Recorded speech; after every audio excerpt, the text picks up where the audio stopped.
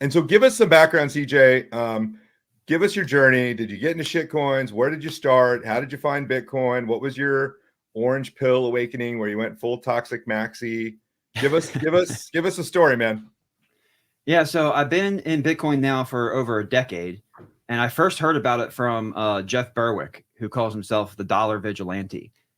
So thankfully, I got taken under the arm of a good mentor who understood the landscape, and this was before there were any shitcoins.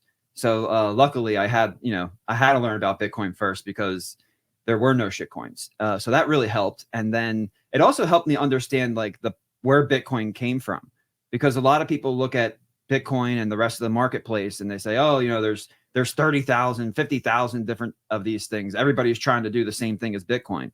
But Bitcoin is really like the culmination, probably of 40 to 50 years of history and hundreds of computer scientists and economists from all walks of life putting the idea together, really going back to that idea that we will never get control of the money until we, some sly subvert way, figure out how to take away control of the money from the government.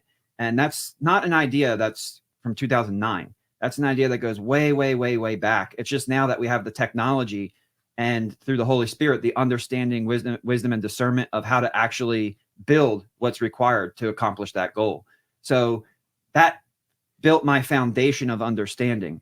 And then when Ethereum first came out, of course, it was never about being sound money and competing with Bitcoin.